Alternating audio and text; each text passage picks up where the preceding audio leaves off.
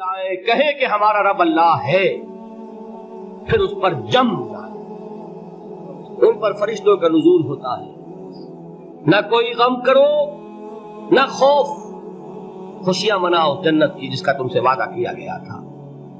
اللہ کی ربوبیت پر اطمینان جب انسان کو ہو جاتا، میرا رب اللہ ہے، ربی اللہ، انسان کے لیے نہ کوئی کھٹکا، نہ کوئی خطرہ، نہ کوئی خوف، نہ کوئی حزن۔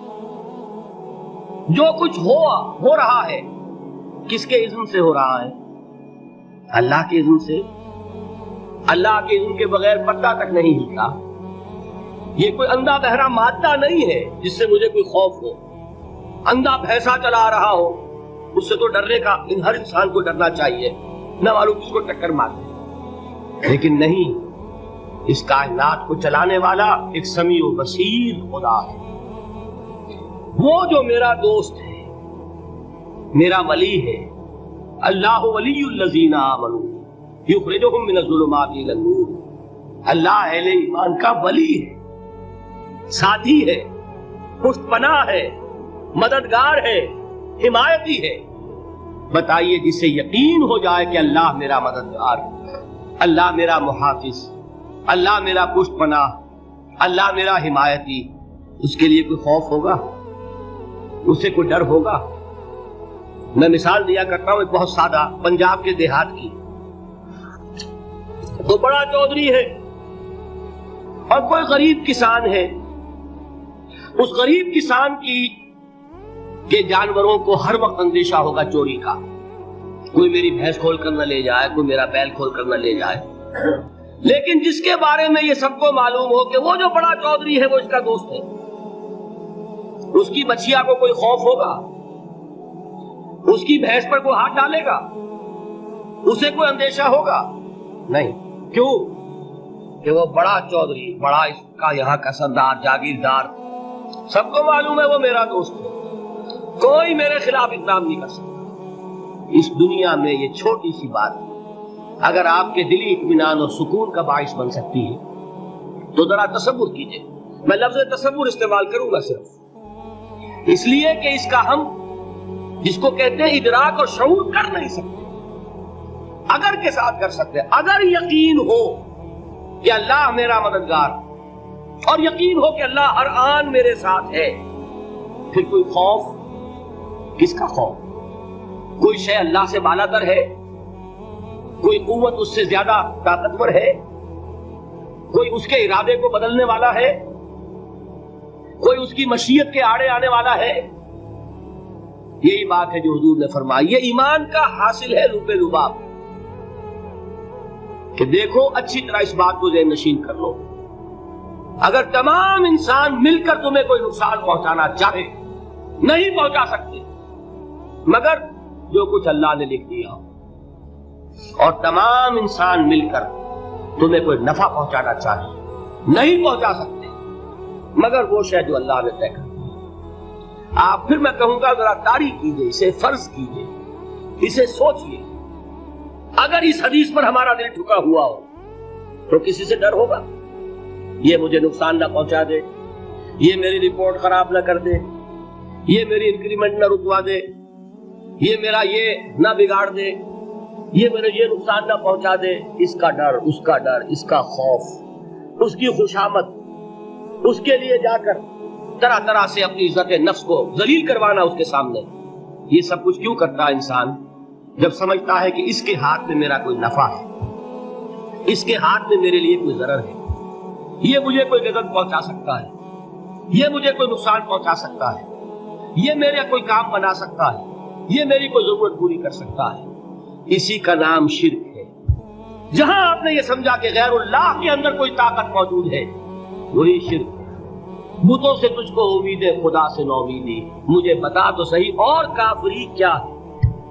شرک تو یہ ہے جس پر بھی تمہیں یہ خیال ہے، کلمہ ہے یہ کلمہ سوم، لا حول ولا قوت الا باللہ، ذرا اس پر دل کو کبھی اگر آپ تصور کریں، پھر فرض کریں دل ٹھک جائے اس پر، کوئی طاقت نہیں۔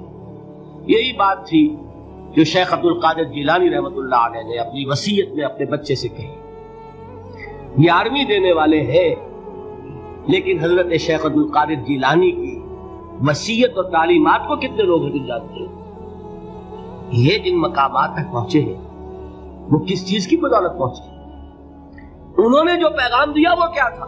اے میرے بچے، جس طریقے سے قرآن مجید میں حضرت لقمان کی نصیحتیں جو ہے نقل کر دی گئی ہیں، میں یہ عرض کروں گا بالفرض اگر قرآن حضرت عبد القادر جیلانی کے بعد نازل ہوا ہوتا تو شیخ عبد القادر کی یہ نصیحتیں بھی قرآن میں درج ہوتی۔ اتنی اونچی نصیحتیں ہیں۔ اے میرے بچے، اس حقیقت کو ذہن نشین کر لے، لا فاعل فی الحقیقت ولا مؤثر الا اللہ۔ اس کائنات میں نہ کوئی فاعل حقیقی ہے نہ مؤثر حقیقی ہے سوائے اللہ۔ کسی شے میں کوئی تاثیر نہیں اگر اللہ نہ چاہے۔ آگ جلا نہیں سکتی اگر اللہ نہ چاہے، پانی ڈبو نہیں سکتا اگر اللہ نہ چاہے، زہر ہلاک نہیں کر سکتا اگر اللہ نہ چاہے، کوئی چیز فائدہ نہیں پہنچا سکتی اگر اللہ نہ چاہے۔ تو در در پہ کیوں سر جھکاتے ہو؟ در در پر کیوں جبیں سائی کرتے ہو؟ سب کے سامنے کیوں ہاتھ پھیلاتے ہو؟ ایک اللہ سے مانگو، ایک اللہ کے سامنے زمین پر اپنی جبین رکھو۔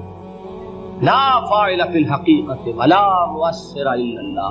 نظر آتا ہے ہمیں کہ پانی پیاس بجھا دیتا ہے، پیاس بجھانے کی صلاحیت پانی میں نہیں ہے، اللہ کے اذن سے۔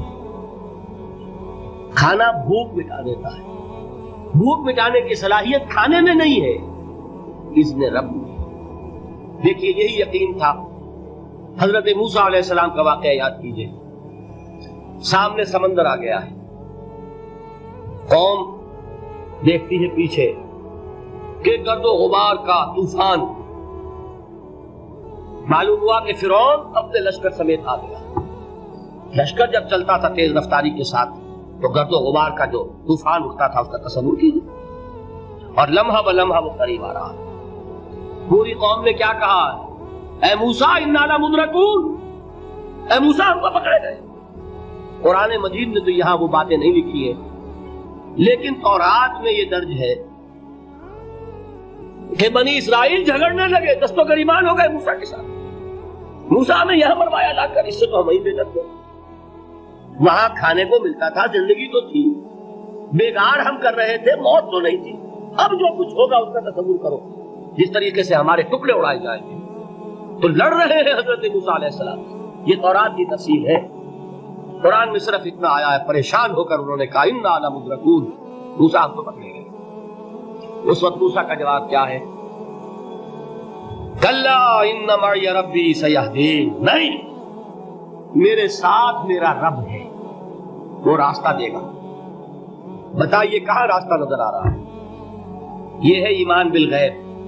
راستہ نظر نہ آئے تب اللہ پر یقین ایمان ہے، جیب میں پیسے ہوں تب دل کو اطمینان ہے، تو ایمان کس پر ہوا؟ پیسے پر، اللہ پر نہیں۔ جب وسائل و ذرائع نہ ہو اور پھر یقین ہو کہ اللہ مسبب الاسباب ہے، وہ اسباب کا پابند نہیں ہے، وہ اسباب کا محتاج نہیں ہے، اسباب اس کے محتاج ہیں۔ اگر یہ یقین ہے تو اللہ پر ایمان ہے، یہ نہیں ہے تو تمہارا ایمان اسباب پر ہے، وسائل پر ہے، ذرائع پر ہے، مادیات پر ہے، اللہ پر نہیں۔ اس وقت کہاں راستہ تھا؟ وہ راستہ تھا سمندر ہے، اور ادھر سے لشکر آ گیا ہے۔ کلا ان معی ربی سیہدین۔ اب دیکھیے ایمان کہہ دینا آسان ہے، ہوا معکم اینما کنتم، جہاں کہیں بھی تم ہوتے ہو اللہ تمہارے ساتھ ہوتا ہے، لیکن اس کا یقین قائم ہو جائے تو زمین و آسمان کا فرق ہے۔